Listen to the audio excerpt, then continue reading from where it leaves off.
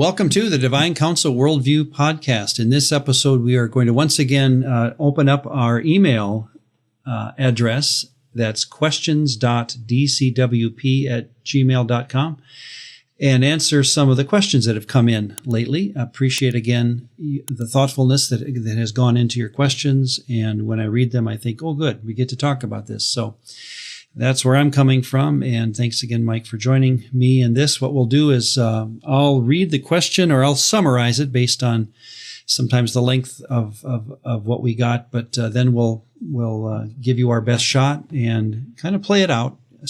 Obviously spontaneous. We haven't practiced this, and see where both Mike and I come up with, our summary to your very good questions. So let me begin. Our first one is from Nico, and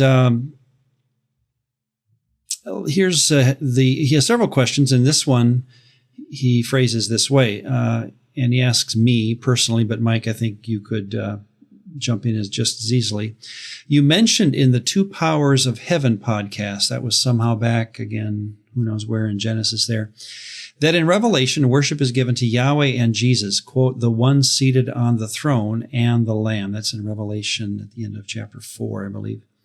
Mm-hmm. Also, the Jeremiah and Hosea language of David pertaining to Jesus. Yes, there is in Jeremiah and Hosea the idea that they will worship. I think the word worship is even used there. Yahweh and David, as though there's this role that David is playing, who has long been dead, of course, but someone will, in that sense, worship Yahweh and the role of David. Is it safe, then, Nico continues, is it safe to say for a Christian, I worship two beings? Is Jesus just our king and mediator to point and lead us to worship Yahweh, or because he is also Yahweh, does he receive worship too?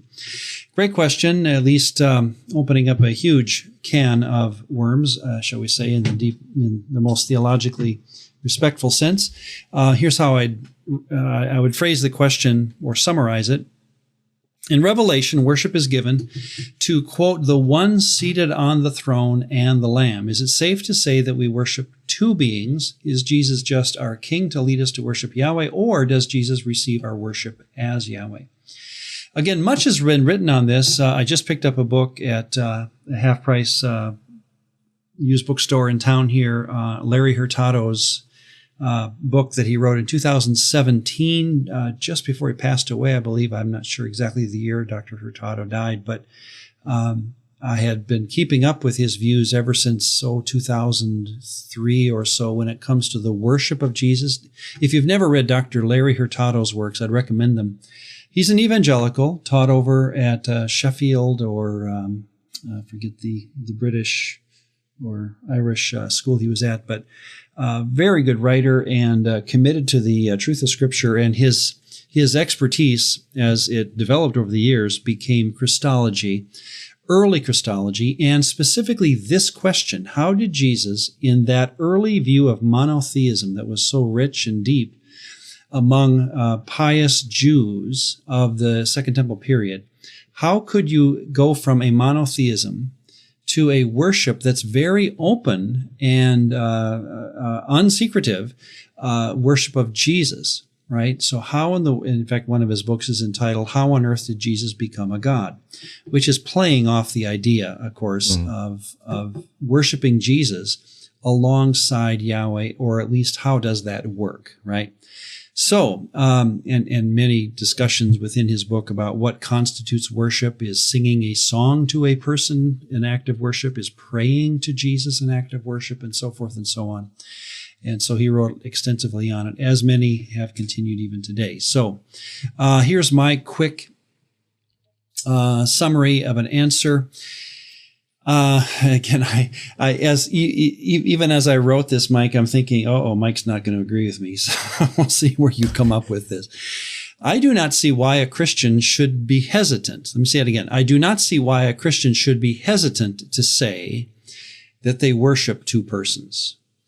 Traditional Trinitarianism, and as soon as you say that, by the way, you've got to ask, well, which version of Trinitarianism are you going by? Because there are different versions of it, right?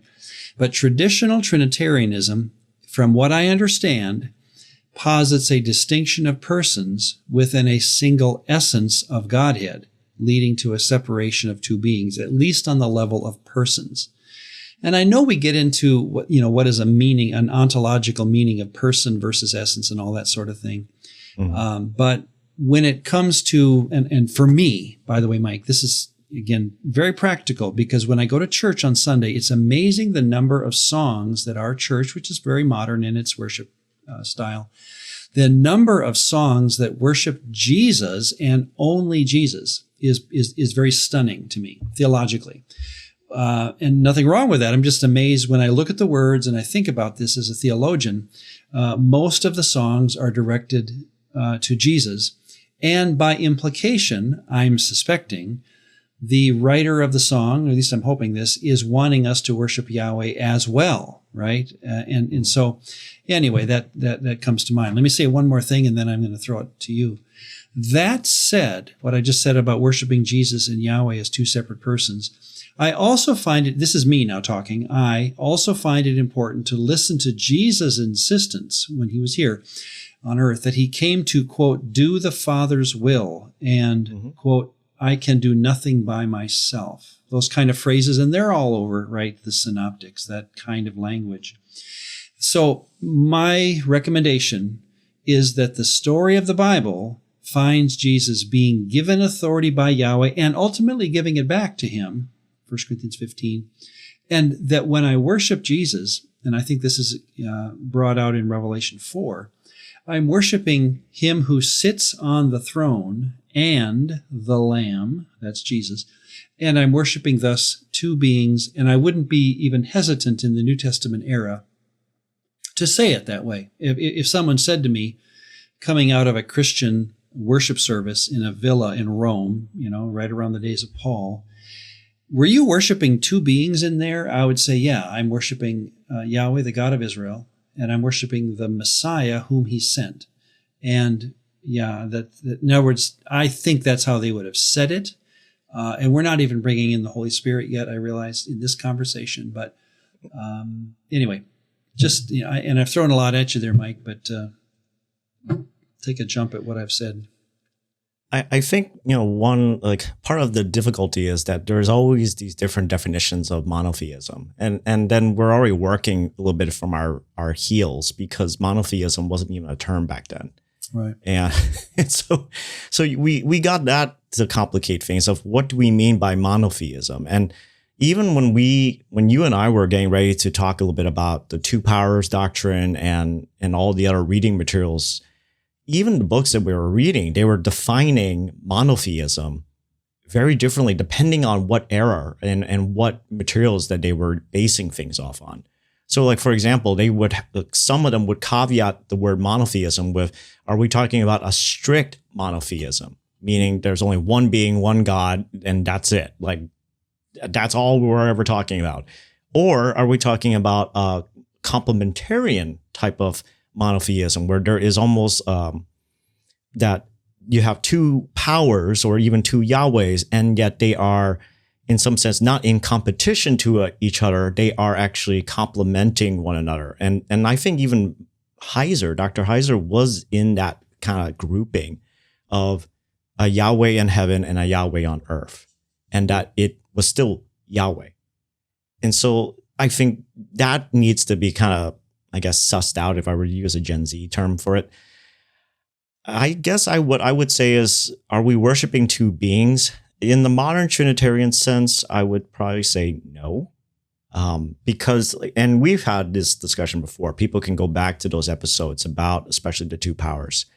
And I'm just speaking for myself. I'm coming from the perspective that the name Yahweh is almost, to me, a synonym for Godhead, or for creator. And, even if we're just talking about Revelation, there are theologians who would contend that the Holy Spirit does appear, but by a different name. In, for example, Revelations 1:4, where John is doing his greeting, he is saying, grace to you and peace from him who is and who was and who is to come, which is complete throwback from the Old Testament, especially Isaiah. So he's talking about the creator. And then he says, and from the seven spirits who are before his throne. And from Jesus the Christ, the faithful witness, the firstborn of the dead and the ruler of kings on earth. So you got all this interesting thing of like, who is John, or the writer of Revelation, basing his greetings on? Is it on the God who was, is, and is to come? Mm-hmm. Is it on the seven spirits? Is it Jesus the Christ? And I think the answer ultimately is going to have to be yes. And there's no way. There's this interesting thing that I don't think they were that clear. And as part of it is just because they were also experiencing the relationship and the connection to the living God. And also, really, the early church didn't have time to just sit around and start, delineating out a systematic theology. And so we're coming at it ages later, trying to create a systematized and linear way of thinking about our theology. And it's helpful, but at the same time, we have to recognize the limitations that we have based on the text. Yeah. And this, to me, is where a DCW, for me, again, is valuable, that I don't feel responsible for what happens after the canon is completed. In other words, there it is. Now let's look at it, see what it says. And I get to, just as much as an Augustine or just as much as a Maimonides or anyone else, look at that text and make my judgments based on what the text itself says. And so when it comes to Nicaea, 325 AD, working through a description of how Yahweh and Jesus relate, and they came up with a very careful definition of what we call today Christology or Trinitarianism even.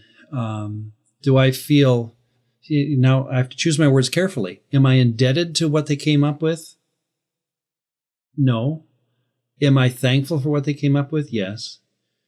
In other words, I'm being very careful there, because indebted would mean I've got to go with what they said, whereas thankful means I get to listen to their opinion, and then I get to go back to the text and think, okay, how did the first century person talk? What were they understanding, and so forth? So this very question, are we worshiping two beings, I sense to be buried in the sands of linguistics and descriptors of what it means, or whether it's Latin or Greek, maybe even Hebrew, what qualifies as a person versus an essence and nature and so forth and so on. So for me, I just imagine walking out of a villa in Rome and asking the person who was just there, what did they do? And I don't think they'd personally have any trouble. They wouldn't have paused any and said, oh yeah, I worship Jesus. I worship Yahweh. So anyway, if I can, maybe I just also offer that this is part of the difficulty about this, is how the language that was used at the Nicene Council, they themselves were trying to be very particular about what they mean by those terms, because those terms already existed and they had different semantic ranges. And what's interesting is that even the way that this question is phrased, are we worshiping two beings, is part of what led to the whole entire Chalcedonian definition. And it was because, and this is for me, I'm indebted to Dr. Donald Farburn for helping me understand that even centuries later, there was this confusion because Greek was still evolving. It never stopped evolving as a language. And that by the time you get to the 4th, 5th centuries, where they even start getting into this whole entire Chalcedonian definition, what was happening within the Eastern section of the church, all the various factions didn't realize we all have actually moved on with our understanding of Greek. All the Eastern Orthodox fathers, for example, understood this is what we mean now with these same words that we used in the Nicaea Creed. But other groups, such as those who were in Egypt, other groups that were in Antioch, they didn't realize that even the Greek definitions, the primary definitions, had shifted 2 centuries later. And so part of what is happening is then you have all these folks in the East who, yes, they shared Greek as their primary liturgical language, but not every one of them actually spoke native Greek. And so then you start seeing this division and breakage within the Eastern side of the church, because they didn't realize you guys mean this particular definition versus I'm still basing my definition from the Council of Nicaea. And so he basically chronicled this in his textbook in our class, The Global Church. And it was really sad to realize that when you look at the actual writings of their scholars in each of these different sections of the Eastern Church in their own languages, Coptic or Syriac, they were actually talking about the same thing. They didn't realize they were actually still describing the same thing. But because they only could communicate in Greek, but now their own usage of Greek has changed over the centuries, that is what caused the fractures between Eastern Orthodox and Oriental Orthodox and possibly the Church of the East. Yikes. Yeah. So, it was just very sad. I think at the end of that class, many of us, including me, felt very saddened that literally centuries, if not over a millennia worth of division, especially on the east side of the church, happened because of lost in translation issues. Right. And that they actually still believe this about Jesus. They still believe this about the Spirit. They still believe this about the Father. They actually agreed in their own native languages, but they didn't realize they agreed because they couldn't understand each other with Greek. And I'll be first to say that church history is not my area of study. That's not that it doesn't interest me. It's just a matter of time, right? So, all righty. Well, thank you. Let's go on to another. In fact, this is also Nico's question, and this is for you, Mike. He says, I'm a fellow Asian American believer and loyalist to Yahweh, Filipino American to be exact, since. By the way, my wife, Susan, is Filipino-American. Her mom's German, Irish, Scotch, and her dad is straight from the Philippines. And so I've 39th anniversary yesterday, and I've lived most of my life with a Filipino-American woman, and all that brings with it. It's been fascinating. So when he says this, when Nico mentions this, I know what he means. Filipino-American. Since stumbling into the DCW, he says, I have researched some of the religion of my background and have found that ancient Filipinos worshipped many gods and were animists.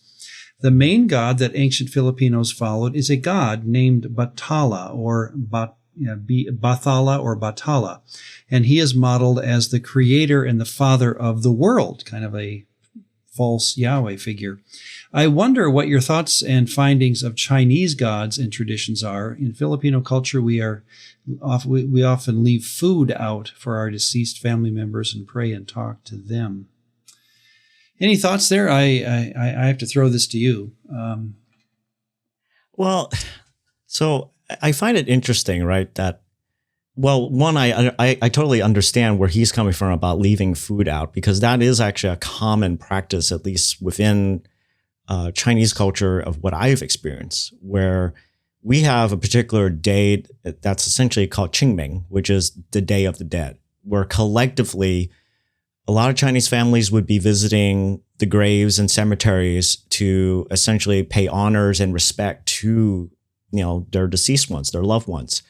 And the practices vary. And this has actually been a very big area of contention within the Chinese Heritage Church, because what do you do with such a culturally rich and also culturally valuable day that is celebrated almost universally amongst a lot of the Chinese diaspora? And, essentially it's kind of funny. I could almost say that within my own family, my mom, my sister, and I, we all fell on three different parts of the spectrum on how to approach something even like that, where one family member would simply, I won't say who, that you're going to have to guess. I would just say what mine was. But one of the family members would simply say, hey, this is just simply respect. It's not like I'm worshiping your grandfather or your aunt or whoever else. This is just me showing respect to this person that had deceased. And so the person would bow, they would, lower their head and honor the person. Another member would simply say, no, this is absolutely wrong. Not going to bow, not going to do any of that, because that could be seen as worship. Don't do that.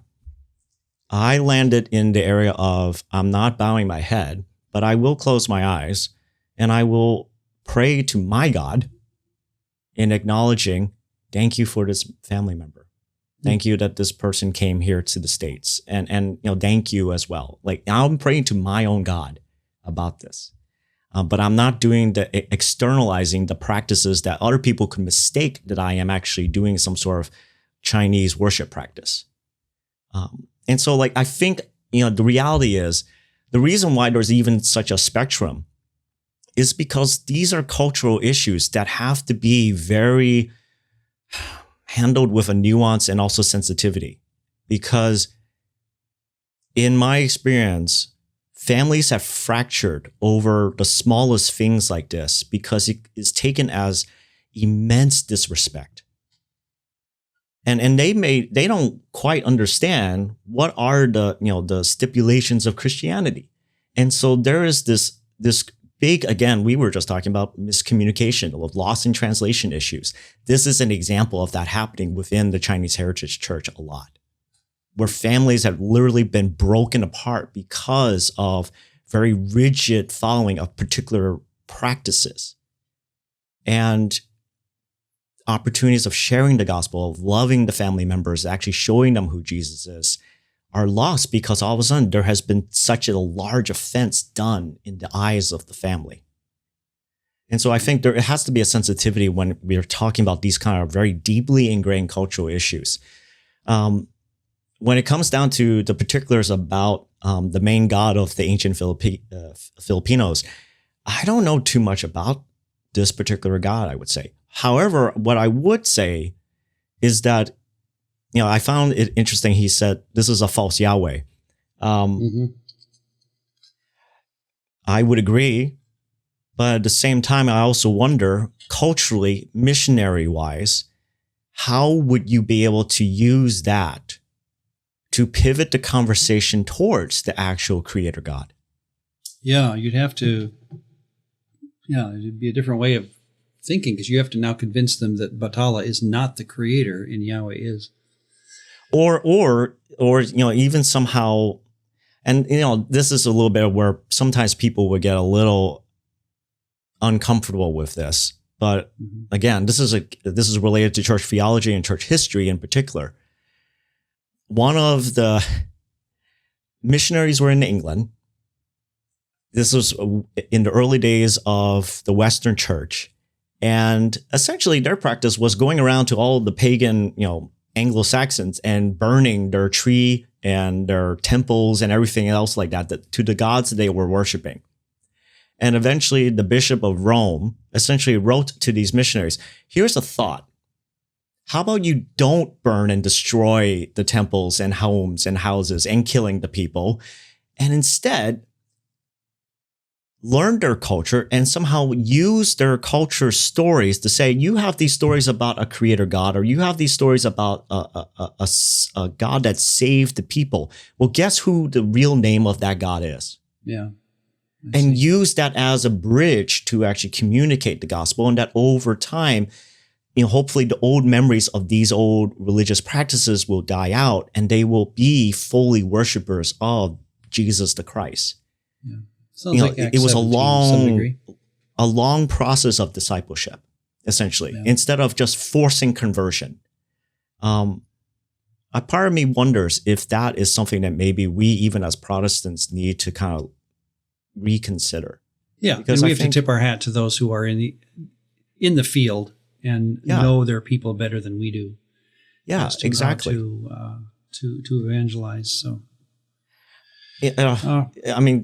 One of the books I remember, Drina and the foundation, she asked us to what books are we reading? And one of the books I'm still kind of doing page by page reading is essentially the history of Christianity entering ancient China way before the 19th century, probably around 5th century at the very least, that we have evidence that missionaries, especially from the Eastern Church, came into Christianity and actually made contact with the emperor of China and introduced the concepts of Christianity and actually got permission to be in ancient China to establish monasteries and churches to share the gospel. And a part of it was that they made that bridging connection with the values of the Chinese emperor and of the officials. Of like, there's some commonality here. Mm-hmm. There's a pursuit of truth. There's a pursuit of justice. There's a pursuit of knowledge. We can agree on those things. So why don't we have this cultural exchange? That I found fascinating. And it's encouraging to me to see that part of the work of missionaries is doing that culture bridge building that sometimes we, in our modern day, we've forgotten that needs to happen first. Good point. All right. Well, thank you. Good point. This next one comes from Jacob. My question pertains to Jesus' death. I believe I now understand Dr. Johnson's view on atonement after listening to a few podcasts he did on the subject. However, I'm lost on what else Jesus' death accomplished. Why he was tortured, for example, and where exactly the moral sin that's been hammered into me since I was a child falls. Here's how, that's a good question, and obviously because I've talked a bit about it, I'm glad to answer it. I would summarize Jacob's question this way. I believe I understand Ronn's view. However, I do not understand what else Jesus' death accomplished, why he was tortured, and what exactly happens to my moral sins during Jesus' suffering and death. As stated, and again, as I've summarized it, that's to me a good question to ponder. Here's how I'd respond. Jesus' death accomplished numerous things, according to the biblical writers, far beyond what is captured in the idea of atonement. Atonement is a subset of the discussion of Jesus' death, right? Atonement is an actual sacrificial ritual done during the days of Leviticus. Now, let me continue. My point is, we notice, however, that Jesus, what I'll call finished work, was presumed to be in effect prior to his death. I'm going to go back and put, as it were, air quotes around that word accomplished. When I say Jesus' death accomplished numerous things, what I find interesting, and help me if I've said this before, Mike, and if we've actually talked through it, that we talk about finished work in a sense of, what we put our faith in. I have come to reject that in this sense, that I can't find anything that happened in the finished work of Christ that Jesus didn't already assume to be true during his ministry, whether it be the forgiveness of sins, or whether it be his rule, or whether it be, defeat of the powers, whatever. That we speak of finished work in a theological term, and we often go to Hebrews for this, but really what we're doing is, I think we're going beyond the text of what Jesus was saying and living out. Let me make two more points and then I'll turn it to you. Theologians have not adequately defined, right to Jacob's point now, why Jesus had to suffer before dying. I agree. We have not adequately defined the suffering side of the death of Jesus. We often, he had to die. Well, wait a second. Jesus always said when he talked about his death, his impending death, he would always bring up suffering as part of that. In this respect, I believe it is better, personally, to affirm or say it this way: Jesus had to be faithful unto death. It's better to affirm it that way than to argue that he had to simply die in order to accomplish God's will. And I'm sure I've said this, that obviously Jesus could not have gone into the wilderness and committed suicide to accomplish the atonement. That's just not how it would have worked. He couldn't have killed himself at any point along the way just to avoid the cross. There seems to have been, and we just take this naturally as some kind of, necessity, obviously because Jesus himself said it as well, that the suffering side of the crucifixion had to be part of the deal. And in that sense, that's why I'd say we should affirm that Jesus had to be faithful unto death as more clear, a more salient way to define the what was necessary aspect than just to say he had to die. Because as soon as we say he had to die, if someone throws in suicide, we then take it back and say, well, we don't mean that. In other words, I think deep down we all admit that the faithfulness unto death side of the equation is even more important than the death itself. And then my last point is, it is well attested, and thus should be well known, that the Levitical system excluded sacrifices for rebellious sins like murder and adultery. These sins were handled then, as Jacob had asked, how do I handle my moral sins? These kinds of sins, like murder and adultery, were handled as they're handled now. In other words, forgiveness and mercy has always been the means by which God has handled big sins. And so David, Psalm 51 is my best example. He has committed terrible sins, and the only thing he leans on in Psalm 51 is the mercy of God, not sacrifice. So a lot of people ask this question, and I hope my answer is simple to the point that I can be clear in my answer. If Jesus' atonement is a ritual that allows us to enter sacred space and cleanses us and makes us, like the Levitical system, able to approach God, which is how I define atonement, then what about my big sins? How about my moral sins? And I'd say, well, it's just the way, God has always handled moral sins. He handled them at the beginning, whether it be Abraham, Isaac, and Jacob, or through the Levitical system, David was part of that. Or now, it's always handled the same way, and that is mercy and grace and forgiveness is God's means of handling sin in the sense of even rebellious sin. So a lot there, but what do you want to add, Mike? I think there is a question, and this is even going back to our, one of the last episodes we did about these questions, like, for example, what areas of study. I would say this is actually probably one area of study that I would love it to know if there's even people who have been diving into how did the words that are normally associated with sin, transgression, iniquity, did those definitions over time, especially by the time we get to the Second Temple, because the words do mean something different in the Old Testament context. But by the time we get to the Second Temple period, was there some sort of theology that eventually incorporated murder, adultery, the big sins into those major words that we had normally equated to be, well, they don't get covered? And I wonder that if there is some sort of theological train of thought that had occurred by the time we get to the Second Temple, that's where I wonder. That's why I'm a little hesitant about fully agreeing with where you are, Ron, because I wonder if the New Testament writers are working from some sort of theological framework that essentially just started coalescing all this type of material into the greater idea of we are just evil and we're just broken. And we are not able to connect to a holy and righteous God. And I'm just wondering if that is part of some sense the disconnect, because we don't have as much research about the intertestamental period as we would like to admit of like that research into the transition of theological thought. So that's one area I would wonder, can we dig more into that? Why was Jesus tortured and killed? I would actually kind of argue that I think as Protestants, our theology about the suffering of Jesus is very underdeveloped. And that's a kind way of saying it. I think especially Roman Catholic theologians and Eastern Christian theologians, they have dived into that question about the importance of the suffering of Jesus a lot. And that's like a rich mind that I constantly see theologians dig into.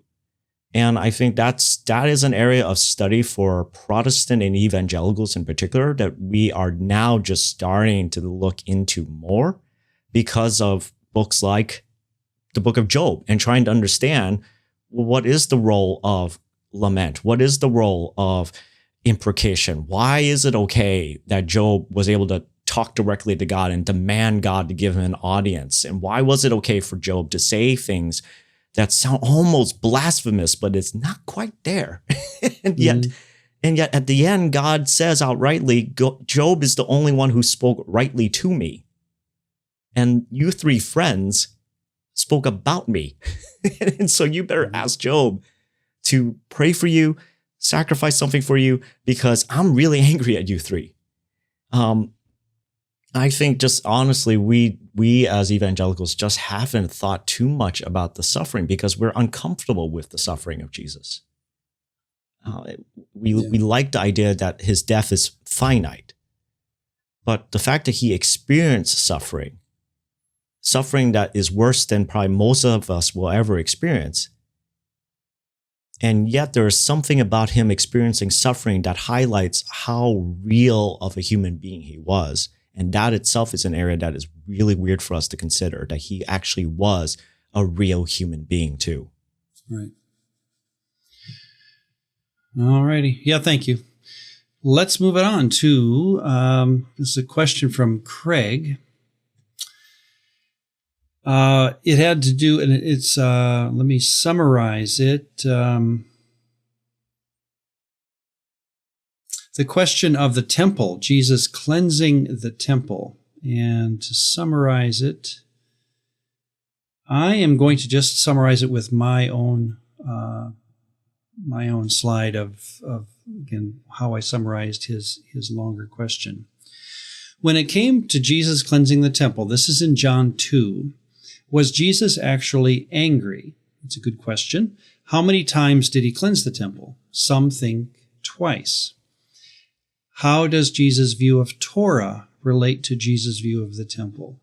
And part of Craig's concern is that it seems that the issue of the temple is very different than the issue of the law. Remember, in that John 2 episode, we jumped from the cleansing of the temple story, which we handled relatively quickly, to the question of Jesus and the law. The reason I did that, I remember thinking, when can I talk about something very important, of course, is Jesus' relationship to the law. And my decision was, well, here's the cleansing of the temple is probably the best place in John to make that case. You have in Matthew and in Mark, you have actual chapters dedicated to Jesus' relationship to the law, and not so in John. So that's why I did it. Let me give you my thoughts based on Craig's questions.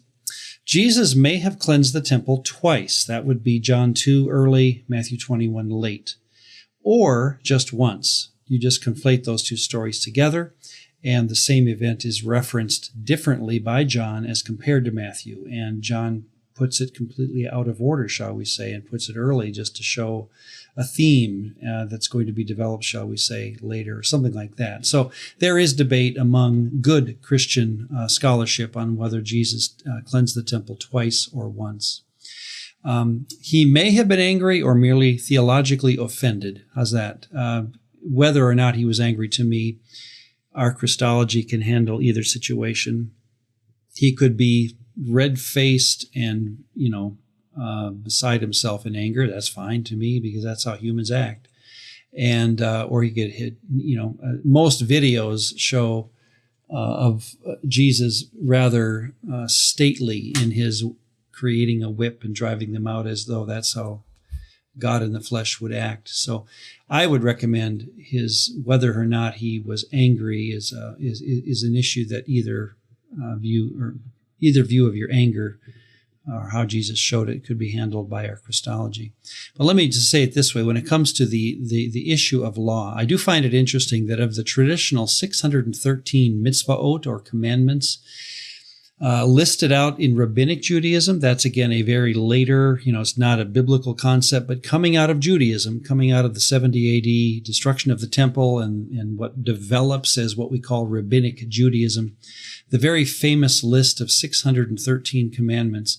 Of that list, it's interesting that 200 or so are related to the temple and its associated rituals.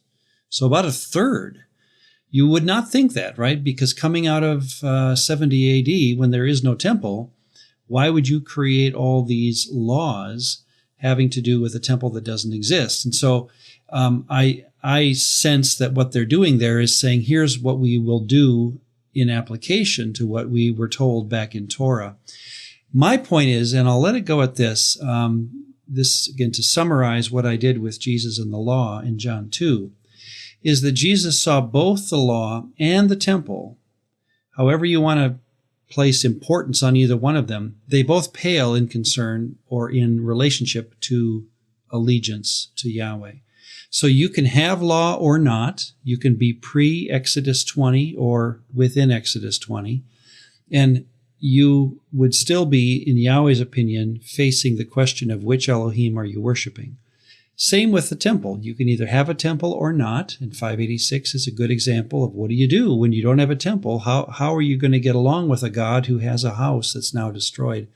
I think the answer is, and Jesus, to me, shows it this way, that yes, you should have a house built for prayer to the right God, but the fact that the Romans and Herod had allowed pagan worship to seemingly take place even within the temple structure, to me, is a way of saying, and watching Jesus cleanse the temple, as it were, that Jesus doesn't really put much effort in cleansing, as it were, the temple, as much as just castigating those who pretend to be worshiping Yahweh. So, again, we come back to allegiance, we come back to loyalty as the issue. I think that's always been the case since Genesis 12. Which God are you worshiping? And it runs right through the law. It runs right through the temple issue and is never abrogated at all. Any thoughts there? It really does also depend whether the cleansing, if we're talking about specifically the John incident, if that is the first or second. The typical way that I've viewed this is that all four of the Gospels do mention the cleansing, right? And what often is not mentioned along with that conversation is that the cleansing happens very closely in line with the whole entire incident with the fig tree. About the fig tree that, Jesus and the disciples encounter outside of the area, and they find that this fig tree didn't have any fruit. Jesus curses the fig tree, and then they eventually come back after the cleansing, or depending on which gospel, but generally the idea is sees the fig tree, curses the fig tree, cleanses the temple, come back, they go by that same fig tree, and they find that the tree is now dead, completely just dead. And there is some sort of connection that is happening here in the text because of that fig tree. It's too much to go into, but I would say, I think part of why, whether he is, expressing, having a scowl on his face or not, I think the real question is what is it effective at him actually doing the cleansing? What is he upset about? Or what is he trying to show that the temple was supposed to be in the end? And, I did find it interesting in our conversation that there is some sort of connection that could be back to Zeus or Baal. The other way I have looked at it as well is that the temple, as he said in Mark 11, in verse 17, is it not written, "My house shall be called a house of prayer for all the nations, but you have made it a den of robbers"? And I think there is something about that particular line about what the temple ultimately was supposed to be, a symbol of the drawing of all the nations. Yeah. Even the prophets like Isaiah and Jeremiah talked about that day where Gentiles, non-Israelites, would come to worship Yahweh. And so I think there is something that is happening here, and part of why the cleansing happened was that, well, where were they having all those animals and all this marketplace stuff happening? Typically, it was happening in the court of the Gentiles, the place of where the worship of God-fearing Gentiles was allowed to occur. Mm-hmm. But, oh no, we got to make sure we sell people their doves and pigeons and pure lambs, because we're not going to accept the lambs they bring in from their farmland. We're going to make sure they take the temple-approved ones. And where can we sell it? Well, obviously not in the court of the women and not the court of the men. Let's put it in the court of the Gentiles, and make it more difficult for Gentile God-fearers to worship Yahweh. And I, in my conclusion, my personal interpretation is that the cleansing is partly to show this is a violation of what is the heart of God ultimately, was that the drawing all nations is supposed to happen. And you're basically made this into a marketplace. Yeah.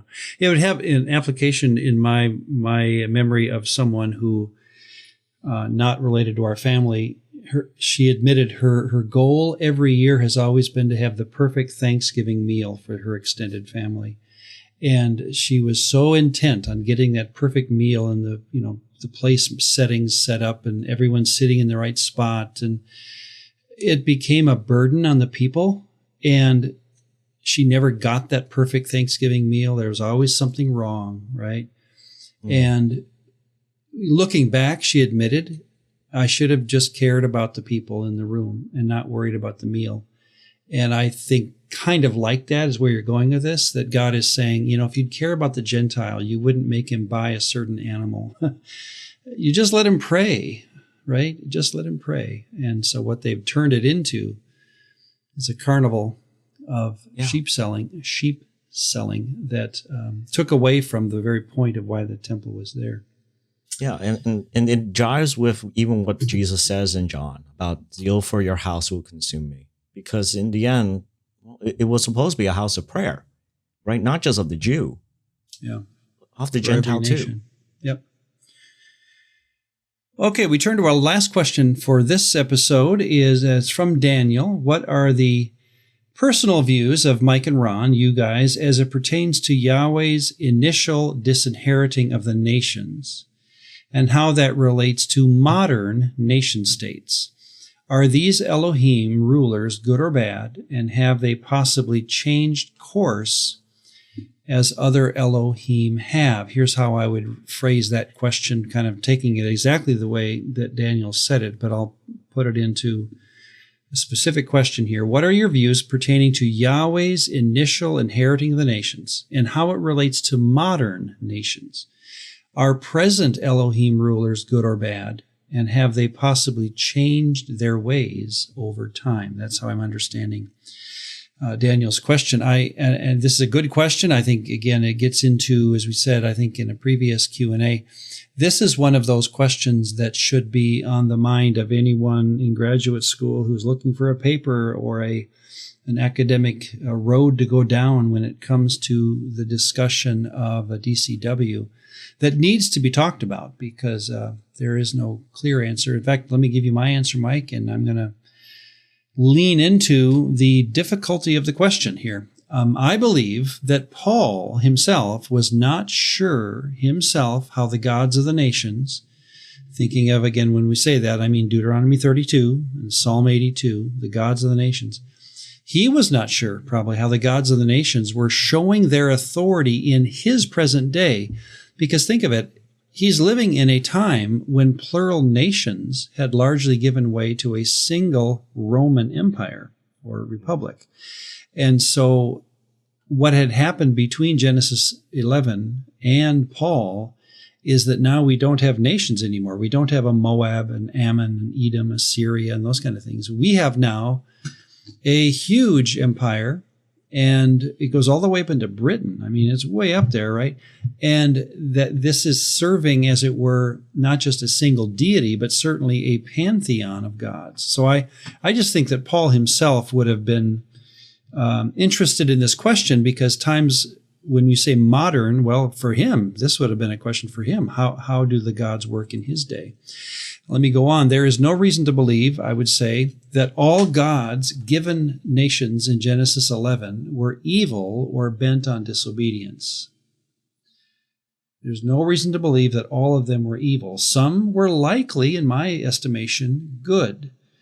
Paul believed, and how do I come up with this? Well, Paul believed that the nations were meant to find Yahweh through this dispersal of Yahweh's authority. Acts 17, I forget the verse, like 24. He did this so that they would seek the Lord. So my guess is, and I don't know, this is where we all have to say no one's a scholar on how the gods think, how they act, can they change, can they move in their own free will between loyalty to Yahweh and deciding not to be. That's their world that I cannot enter. So I just say, you hear me use words like likely and supposedly and probably, or no reason to believe otherwise, that kind of language. One more point, and then I'll be curious of your thoughts, Mike. It is likely that gods still rule today, and I'll put that word in quotes because I don't see them with crowns on their heads, right? But it is likely that they still rule today, as Paul taught that they would be finally overcome in the end, he calls it, 1 Corinthians 15:24. Then comes the end, when Jesus will take away their rule and power. So there seems to be both Christ's authority over them, and yet they still seem to have an ability to have a wide influence around the world of Paul's day. So, as I would say, their roles may have changed over time compared to now. Today they may be different than what Paul had known, akin to how human society can change. And obviously we have changed our human way of thinking, where today a large percentage of Americans, I would say, are not churched. They're agnostic and even atheistic. That's a difference in human psyche that I wonder if that's been caused by gods, or have gods watched, as it were, humans become less attentive to the skies. I'm thinking again of the ancient world, where everything, whether it be leaving your home and praying to the God that's on your threshold, and then the God of the ship and the God of the ocean and the God of the field and all this kind of stuff, that now people don't think about gods at all. I think that shift may have come either through divine manipulation or influence, or is running parallel to it in some way. I don't know. And so I like the question. It just makes me wonder. And until I die myself, I won't have any better information than what I have right now, I think. I think, well, in particular, first I will say, back to that question with from our friend talking about the Filipino ancient God, right? And about the false Yahweh. And when I mentioned about how is that a possible bridge? This is actually the Acts 17 moment with Paul is a little bit of what I was thinking of, because Paul in that incident looks around and sees they have a little monument to the unknown God, right? These Greek philosophers and debaters, that they are so careful to even acknowledge, like, maybe we missed somebody. They had like an altar just to an unknown God. And yet Paul uses that. And he doesn't go around telling them, you got that wrong. There's only one God. And instead he takes advantage of the fact, you guys have this story of an unknown God. Let me tell you about him. And he uses that as a bridge building moment. So, anyways, that's a little caveat there, but I do find it interesting that he does say in verse 26 that he made from one man, and he's assuming that all these Gentile philosophers understand, oh yeah, we all came from one guy. Every nation of mankind to live on all the face of the earth, having determined allotted periods and the boundaries of their dwelling place, that somehow this was a common assumption and knowledge even amongst the Greeks. So, is the question, are Elohim still ruling nations? I think, what do we mean by rule? I think after what happened with Jesus, with the cross, with his resurrection, with his ascension, their rulership is gone. It's not authentic anymore. Okay. I think that what we are experiencing is simply the effects of what happens when V-Day has not actually fully propagated out. Right? And that the declaration of the gospel is this declaration that there is only now one true God to be worshipped. So you're dividing between rule and influence, maybe? Yeah. They don't have rule, but they still have influence? I would say that what we have from the declaration, right, of Psalm 82, because that's the interesting thing about that psalm. When I looked up other scholarship, they had noted that no one really knows when this was written. No one knows what time frame this was written. And so it's this very ancient song, essentially, that declares that the gods of the nations will die like men, that they will be mortal, that even though they are divine beings, they are Elohim, and yet they will die like men. And just how terrifying that is of an idea of like a God can actually die. What does that mean? We have no idea. And yet now we have this whole other thing that the rulership of Jesus is now what is present and what is imminent and what is true. And I would say, I don't think they legitimately rule. I think they're holding on to power illegitimately. And interesting. They are not bowing down to the king. And thus, this is part of the fulfillment of Psalm 82, that they're death sentence is coming. And I remember talking about this once with Mike on one of those QAs in our school, which he kind of summed it up that they essentially are trying to delay the death sentence for as long as they can. So that's where I would. Here's an interesting possibility in application. My wife and I, she watches it more, episode by episode than I do. But American Idol, the reality show, and it's just fun. You got these kids competing for singing stuff, and it's obviously a show, ABC. They have no intention of honoring Jesus. That's not what ABC's out to do in that show, right? Mm-hmm. And yet, one of the episodes, and I'm speaking here in the spring of 2025, on one of the episodes, they dedicate it to Christian songs. And the three hosts of the show all sing a song that they had written, or one sang a hymn, but one sung a song about talking to his kids about Jesus. It's a wonderful song. I mean, just beautiful. And my wife, she taped it, and she had me come in the room and just loved it. And I left the room thinking, wait a second, how did ABC happen to just come upon this idea of we're going to dedicate an entire show to Jesus? And when I asked that of Susan, she said, well, Jesus rules. That's why. And I thought, wait a second, I believe that, don't I? In other words, is it possible that even though, and maybe this is, again, what I'm trying to answer is this question, are Elohim still ruling the nations? Is it possible that they have influence, but every now and then Jesus puts his foot down and says, I'm going to take an hour of ABC airtime. Mm-hmm. And you're going to talk about me because I do rule the world. And whether or not these three hosts are believers, I think they are, frankly, the way they talked about Jesus even during the show. It's a secular show, obviously, but when you hear these three people talk about Jesus, you get the feeling they are loyalists.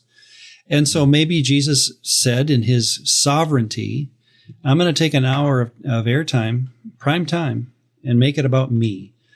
And next week you can have it back and talk about whatever you want to talk about or whatever the kids, happen to sing about. But I was reminded by my wife, don't ever think that Jesus can't step in at the oddest of moments and make himself very, very clear. And so what do you think? I mean, I love that. And also, we're filming this in summer of 2025. And I've been trying to read up and understand the, as Gen Z would say, the vibe shift that we are still, I think, in the middle of this very interesting thing of seeing, and I'm seeing this in my own church, of young 20-something-year-olds. No church background. I'm from Boston. This is the Boston area. People don't go to church. People, unless they came from a very, devout Roman Catholic family, most people here, especially if they're, grew up in the area, they never went to church for the most part. They have brunch on Sundays. They don't go to church on Sundays. And yet we've had a steady group of 20-something-year-olds who have been coming to our church just because one day, many of them just had the thought, I should go to a church. Even though it was never part of their background. It was never part of their family. And yet they have decided, I want to check out church. I want to understand who this God is. I want to learn at least about who Jesus is. I don't know if I believe him or not.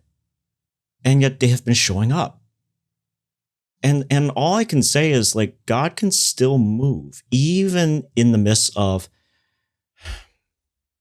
us evangelicals here in the Northeast. It's a struggle. And that sometimes it is these little reminders that the Spirit of God is still moving amongst people. And that The helpful theological statements. I remember one of those common things I would see in churches' theological statements is they would say, we believe in the Holy Spirit, that he is the convictor of men, that he convicts the hearts of men. And I always thought that was an interesting kind of statement. But these last couple of months, it has been a little bit more real to me of the Spirit of God. He really does actually have the ability to convict and to prompt and to even influence people who have never been exposed to Christianity before. And yet I want to go to church. And for some reason, one of them even was walking by our church and they saw our church sign and had the thought, I want to go inside. No idea where that came from. And so it's just like, God, thank you. I don't know why, but I'm so thankful. And these people are so amazing because they are asking such hungry questions about God and about life and about what does it mean to be a human being? And it opens up to such great conversations. And it's been a wonderful time these last couple of months for me, just seeing God do this. And I hope it continues for way much longer. I just hope it will continue. Yeah. Well, Jesus rules. Let's end with that thought that we should never have forgotten the whole time. The DCW, in the end, does believe that Jesus rules, and we're saying nothing new, but we get these other gods in there often in our conversation. But let's not forget who's really ruling. Thank you again, Mike, for your time with me here. Again, if you have questions to give to us for our next session on a Q&A, we'd love to do this. Send it to questions.dcwp@gmail.com, and we will certainly listen and respond as we can. So until we talk again, thank you everyone for listening in, and may God keep you and bless you. Bye-bye.